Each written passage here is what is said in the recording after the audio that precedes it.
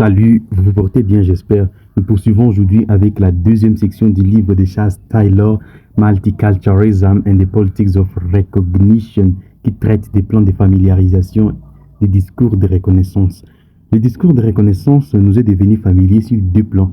D'abord dans la sphère privée, où l'on comprend la formation de l'identité et du moi, comme prenant place dans un dialogue et une lutte quotidienne avec les autres qui nous importent. Puis dans la sphère publique, où la politique de reconnaissance égalitaire a fini par jouer un rôle de plus en plus grand.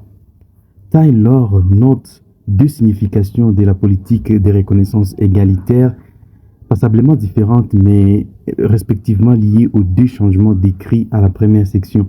Avec le passage de l'honneur à la dignité est venue une politique d'universalisme mettant en valeur l'égale dignité de tous les citoyens.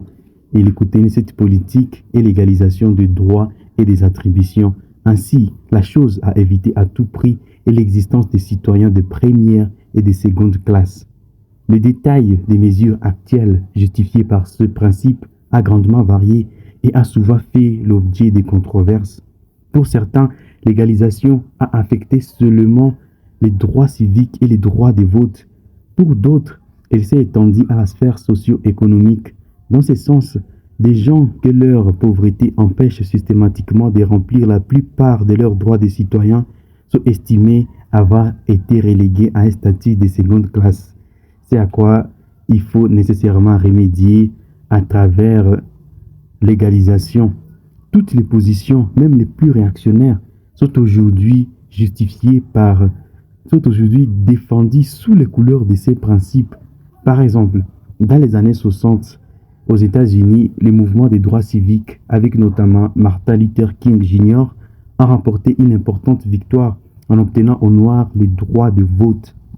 Au contraire, le développement moderne de la notion d'identité a donné naissance à une politique de la différence. Naturellement, il existe un fondement universaliste à cela qui prête à confusion entre les deux. Tout le monde devrait être reconnu en fonction de son identité unique.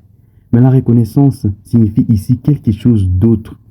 Avec la politique d'égale dignité, ce qui est établi est censé être universellement le même, un ensemble identique des droits et des privilèges.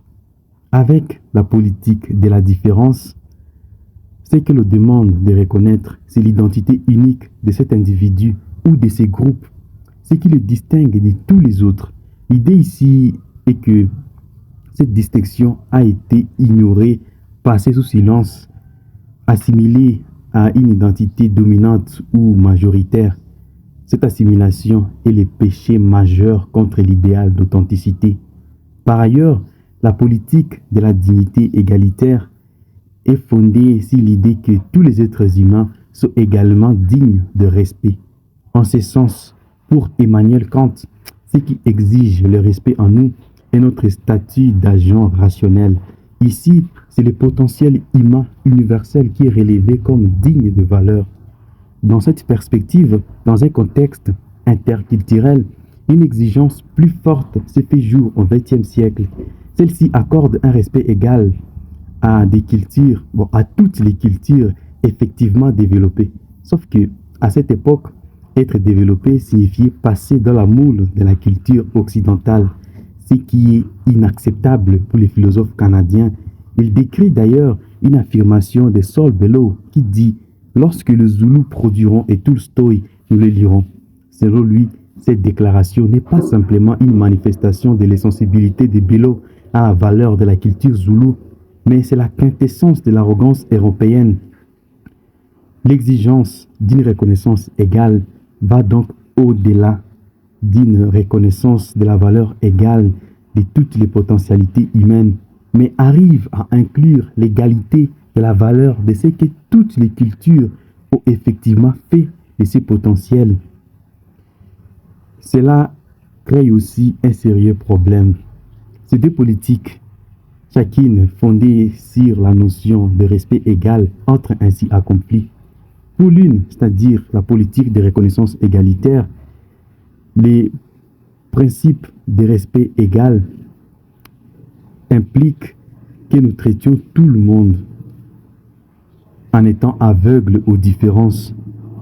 La seconde, c'est-à-dire la politique de la différence, reproche à la première de nier l'identité en imposant aux gens un moule homogène qui ne leur est pas adapté.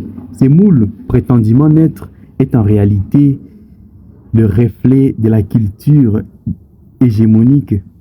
C'est pourquoi, et je termine par là, Taylor affirme que la société qui se prétend généreuse et aveugle aux différences est non seulement inhumaine parce qu'elle supprime les identités, mais aussi hautement discriminatoire par elle-même d'une façon subtile et inconsciente. Grand merci d'être resté jusqu'au bout. On se revoit très bientôt pour la troisième section.